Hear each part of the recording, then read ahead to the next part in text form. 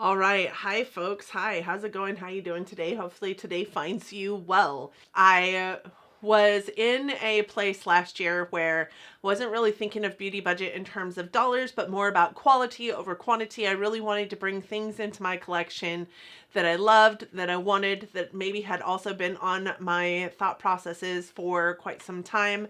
And I think I did a good job of that because the 2021 regrets wasn't very big, to be honest, and I will link that up in the cards. Today, we are going to go over my favorite purchases of 2021, the ones that I brought into my collection that I absolutely love, and I hope that you're in for it. If you're new here, hi, my name is Donna.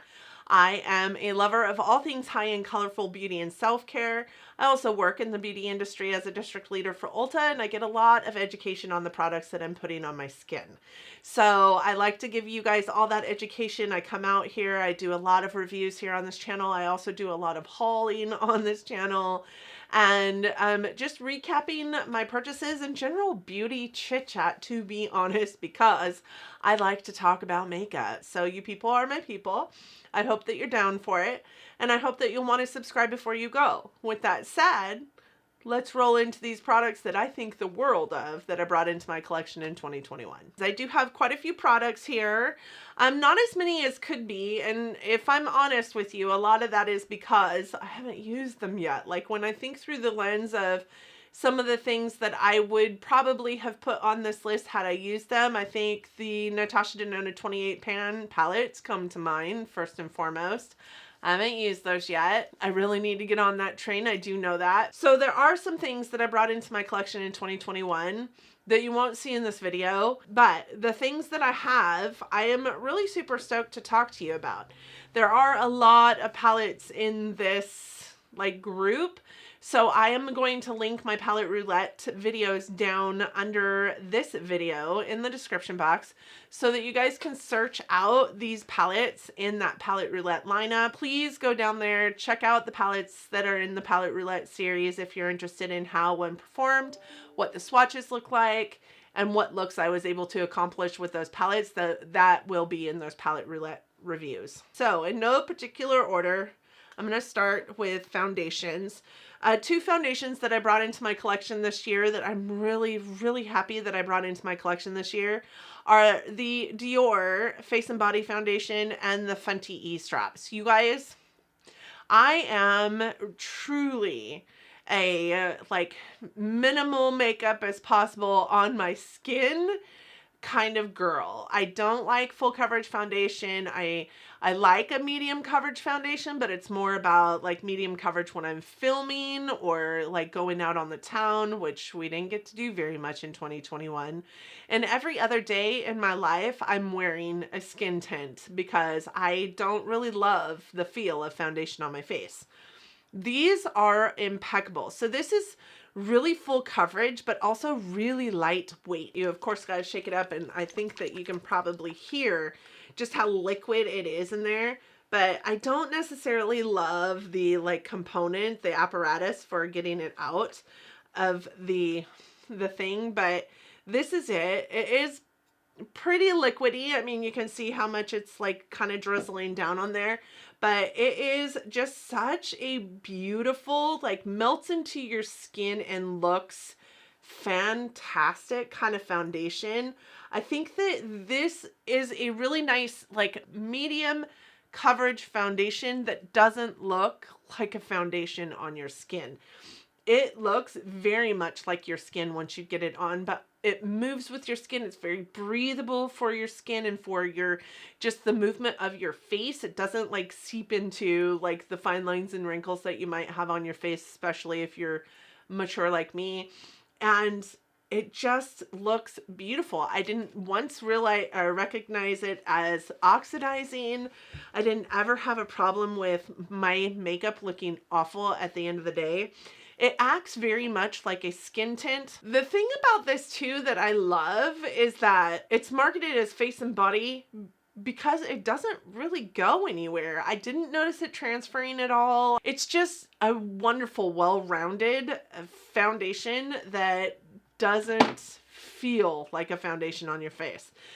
Then we have the Eavesdrop. This is boasted as a skin tint, and I feel also like it is a beautiful skin tint. It's very breathable. It goes, maybe it's something to do with the apparatus, because it has the same kind of apparatus to it. I just feel like it is so airbrushing. Like, this is it over here on this side. It's not nearly as thin as the face and body is, but it goes on to your skin and just kind of blurs everything underneath it, which was crazy to me because it's not marketed as a foundation. It's marketed as a blurring skin tint, but it is like magic.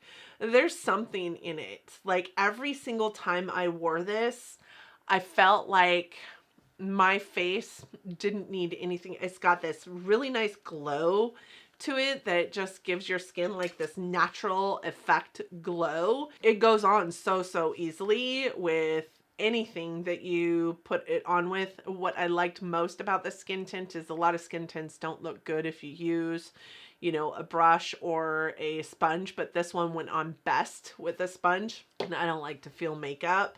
When I think in terms of foundations that I brought into my collection last year specifically, these two would be my favorite. They're my go-to. I wear them more often than any other foundation in my collection.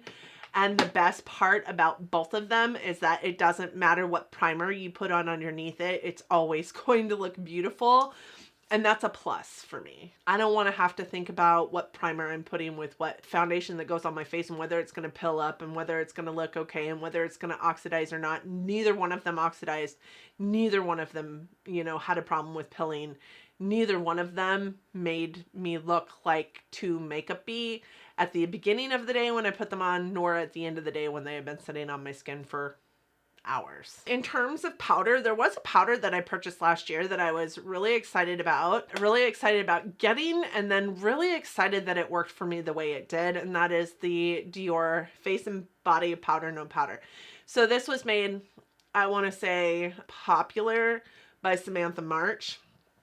I am in the shade 3N, and at first when I picked this up I was like, I maybe got the wrong shade. This is a beautiful powder, and it doesn't feel like a powder. It actually feels like it might be a little bit foundation-y, but doesn't feel like that on your, or looks like it might be a little bit foundation-y, but actually doesn't feel that way on your face. The one thing that I don't like about it is that I do have a wee bit of hard pan going on this powder, so I do need to scrape it off before I can use it again. But it is a beautiful blurring powder. Like, I wear this powder without anything else on my face, and it does magical things to my skin, to just my skin. Like, it airbrushes my skin without there being anything else on it. I don't have to worry about like pores or fine lines and wrinkles or anything like that being as prominent on my skin, on my face, when I'm wearing this over the top of it. And typically for me, powder is the complete opposite. Typically for me, powder always exacerbates those imperfections, I say that lightly, imperfections in my face that I feel like I have. This doesn't do that for me. This is a beautiful powder, and I would repurchase it. And I think I would even repurchase this over the Charlotte Tilbury Airless Flawless Finishing Powder, which I fell in love with years ago, but haven't purchased because it's so damn expensive. I feel like this one is expensive, but it's also kind of worth it. I used that Charlotte Tilbury powder for probably 3 weeks before I saw pan in it, which to me was insane that I got pan that quickly. And then within, 4 months of consistent use, it was gone. This one I have used quite often actually, and there's no pan in it, but you get so much more in here for a compensatory price, in my opinion. All right, so the next one is this, and this is also a Dior product. This is their Nude Luminizer, Dior Skin Nude Luminizer. This is in the shade 5. I just talked about this in my 2021 recap on the brands that intrigued me. This is a beautiful highlight. So my friend Lisa was using some Dior highlights, and she got the quad Dior highlights, and she raved and raved and raved about these highlights. And she's talked me into products before. The only reason why I have the BH Cosmetics Zodiac palette in my collection, or any BH Cosmetics palette in my collection, to be honest, is because of Lisa. So I always know that when she is raving about something, I should probably pick it up. So I did. This highlight is such a beautiful highlight. Now, I just got the single. I'm glad I got the single. This one has, I think, a little bit different a formula than the quads do. I think the quads are a baked gelée formula. This one is actually a powder formula. I'm glad I picked up the single, but I also would have loved to have had just more shades of this. But man, look at how gorgeous this packaging is. This packaging is beautiful, and it came in a velvet pouch. So pretty.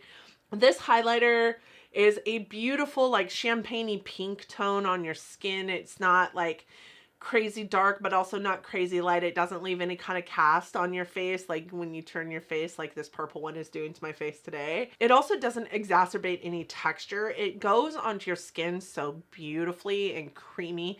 It acts much like a cream instead of a powder formula on my face, without doing all the crazy things that a cream will do if I put it over the top of everything else on my... I need to quit swatching on my hands. My hands are so tore up right now from being dry. Beautiful highlighter. Would purchase one over and over and over again in my collection.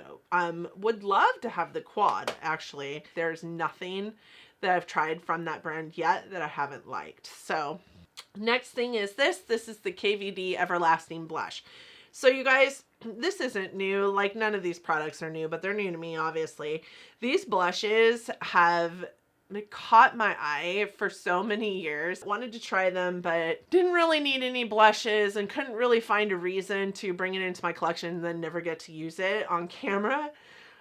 So I never purchased them, but then they came to Ulta and I was like, I'm picking them up. This is quite possibly my favorite blush of the year. Like, I love this blush, and it looks really scary in the pan, but it is just such a beautiful mauvey tone, like really natural mauvey tone. Can get deeper, can get sheared out blush. Like, it just puts the perfect flush into my cheeks, and it looks just so natural, and it's so easy to use. The formula is super silky, and the component is beautiful. I mean, who doesn't think that these components are beautiful? And that's something that, you know, again, you shouldn't buy a product for the component, but that's also something that Kat Von D was always known for with her brand specifically, is the components for her packaging being just beautiful and artsy and artistic. And I mean, she's a tattoo artist. I also really fell in love with the Moonstone Shadows by Urban Decay. And this one I purchased last year.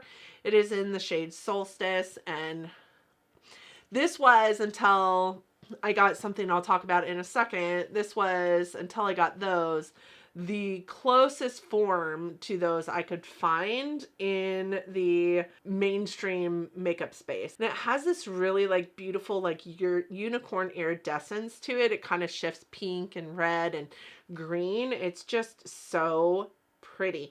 I love these specifically because they look like straight up glitter. Even when you get them on your finger, they look like straight up glitter, but there is zero glitter fallout with these shadows.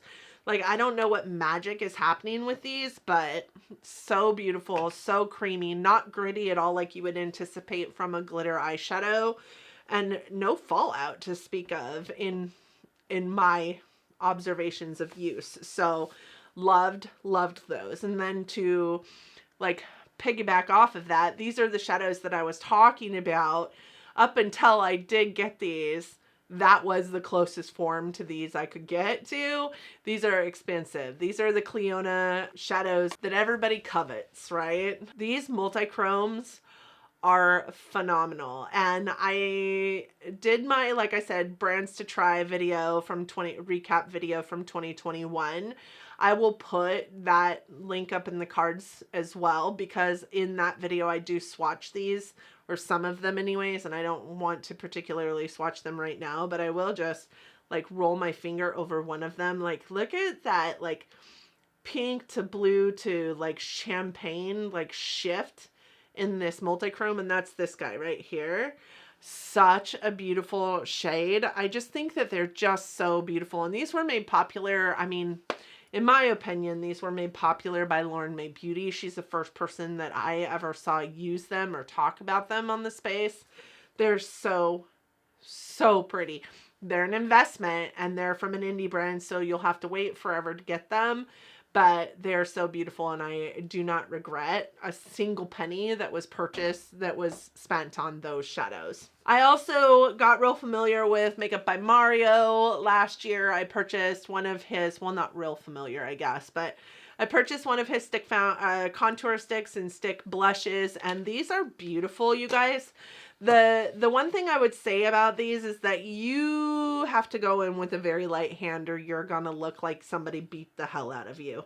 So with that said, they also come with a brush on the end, and this isn't a bad brush, to be honest. I've used it with both the blush and the contour. What I would say about that is I wish that they were removable, because I prefer to take my brush and like get it on to my brush and then put it onto my face from my brush touching the product and not the product on my face. And that's more than just a preference thing. That's also because I think that that's how they work best, honestly. I wish the brush was removable. That's my only like disagreements with how this is built. These are beautiful. These are gonna last you forever. This contour shade is a really pretty perfect contour shade. Not too gray, definitely not too warm. This one is in light medium, and I feel like it is my perfect contour shade for my skin tone, and I am typically like a fair to light. Next is this. This is the Pat McGrath Blitz Astral Quad. Now, you guys, I purchased this and used this, but I also purchased the Utopian Dreams palette, and I wasn't a fan, a huge fan, I should say, of Pat McGrath of her eyeshadows anyways, until using these two palettes. With that said, this is Blitz Astrals, right? This is her special shades, and this is well worth the spend. I would say that this is my favorite Pat McGrath product in my collection. I do like the Utopian Dream palette. I love that palette. But this is my favorite of all of my Pat McGrath collection. It's just stunning. It's beautiful. I had such a great time using this palette. And what I love about it is it's all Blitz Astral shades, but these two here could work very, very well in the crease of your eye as well, because they just blend so beautifully, and they aren't like super shocky, shiny in your face like most of her Blitz Astrals are. This one is stunning. Stunning. It is such a beautiful shadow. Kind of pink, gold. Oh God, so pretty. This is a really beautiful eyeshadow palette, and I would, when it comes down to it, if I were to recommend a palette that is a Pat McGrath palette to anybody, it would probably be this one. Another thing that I bought last year that I'm super happy to have in my collection and was part of my brands to try in 2021 is this guy here. This is the By Beauty Bay New Romantic palette. This palette shocked the hell out of me. It is, I think, a $15 eyeshadow palette. I am contemplating getting rid of my ABH Modern Renaissance because I have this palette in my collection, and this one will stay. That one is getting on the older side, but this is also better, in my opinion, than that one. So I love this palette. By Beauty Bay won my heart with this palette. I now am in this place where I want almost everything that they're putting out these days. Their Wilderness palette that just, you know, populated not that long ago, want that super bad. But I'm trying to be better about things. I love this palette. I would recommend it over Modern Renaissance any day. This is the Danessa Myrick's Lightwork palette. And you guys, this was actually something I wasn't anticipating getting because I could never find it in stock. But Danessa Myrick's is a brand that I wanted to try, but I wanted her twin flames. So when in my mind, it was twin flames or nothing. And then I reminded myself that I was going to try and get out of that mindset in 2021 because there were brands that I wanted to try. And granted, there are things that I want to try within those brands, but there are other things within those brands that I want to try as well. So instead of purchasing the twin flames, which I could never find on Sephora, I purchased this. And I purchased this because Teresa is Dead talked about it. I think Angelica Nequist talked about it. And there were quite a few people that I watched that talked about this. And I was like, okay, I've got to try it. I'll give it a try. This is stunning. The only problem is I hate buying these kind of things because there's always going to be a portion of the palette that you won't use, right? I probably won't get any use out of this shade. Number one, I don't like gold on my eyes. And number two, this is too much for a highlight for me. But almost every other shadow or almost every other shade in here I can use as a highlight on my face, and they are stunning. Like this one is a really pretty perfect, like just gorgeous white gold one. And then this one is almost natural on my skin tone and just golden enough, but not too like bronzy gold. And then this one, perfect for when I want impact. Like, look at these. Those are stunning. Those are beautiful, beautiful highlights. The problem with this kind of thing is that, you know, face palettes don't get a whole lot of use in my collection, if I'm honest. Biggest reason why is because I have to house my face palettes in a drawer at the bottom of my beauty space here instead of in my vanity, because I just don't have room for all the highlights, all the blushes, all the bronzers, and all the highlighting, all the face palettes as well. I also have this Be Perfect Carnival 3. I had seen the Carnival palettes being talked about all over the YouTube space for years. When the Carnival 3 came out, I wanted it, but I was really late to the game getting it. I think I didn't get it until, well, obviously I got it in 2021, and I think it actually came out in like 2019 or something like that. This palette is the pretty perfect definition of a one and done eyeshadow palette. So you have all kinds of pops of color in here, but you also have three whole rows of really perfect wearable shadows for the person who cannot wear color or cannot wear color very often, i.e. at work or whatever. This palette has a really nice black. The one thing I would say that this palette is missing is a white. It's missing a white, but, and a pretty perfect like matte brow bone shade, but it has two beautiful shimmer brow bone shades, but I would say it needs a matte brow bone shade as well, because I do love matte brow bones. My brow bone today is a matte brow bone. This is the quintessential perfect one and done eyeshadow palette. If you only needed one eyeshadow palette to live the rest of your life, this could be the palette. The formula is beautiful. The shades are beautiful. They all go together perfect. Like, and this one is built in a way that it's got like quads built out for you. It's just such a great palette, and I am so happy to have it in my collection. Lime Crime palettes. You guys, oh, the sun is coming. Where have I been? Like, why have I not tried Lime Crime up until this point? Answer me that question if you know, because I'm not sure why I haven't tried Lime Crime up until this last year. And it started because of this palette here. Like, ooh, I fell in love with this palette's color story. That is really what it comes down to. I fell in love with this palette's color story. It's so, so pretty. But during 21 Days of Beauty, I think it was, these were on sale, like buy one, get one half off or something like that, right?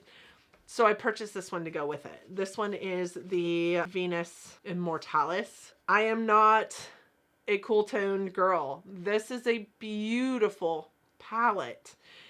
When it comes down to like Natasha Denona Glam or this palette, I think I like this one better, if I'm honest.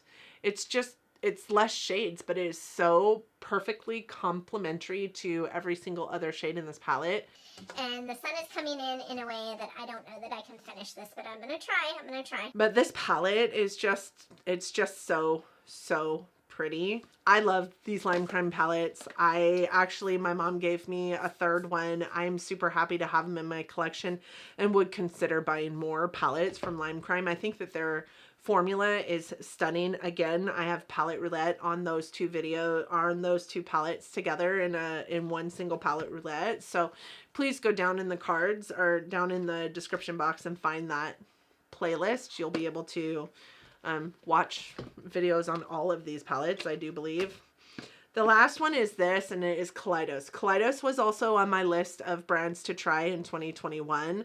And when I purchased them, I purchased specifically for the Angelica Niquas Club Nebula palette.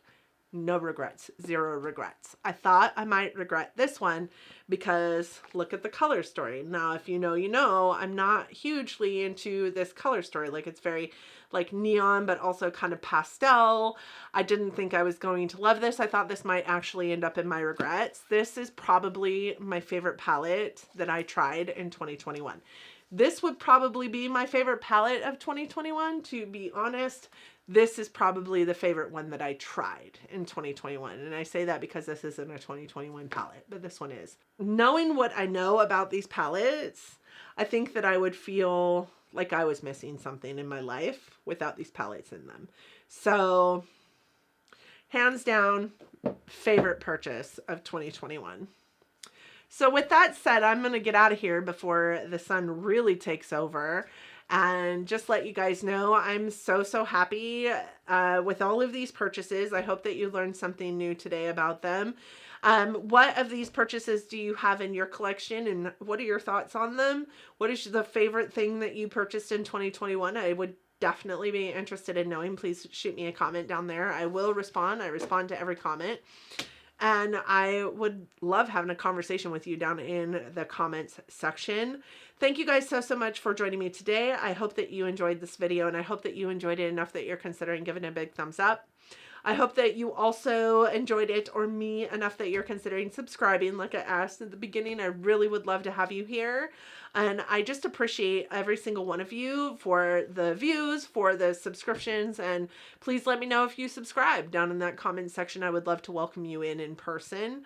I hope that 2022 is treating y'all kindly so far. I hope that you and yours are healthy, that you're safe, and that you're staying well in this crazy world that we're living in. I hope that you're loving each other, but loving each other from afar. And until next time, bye friends.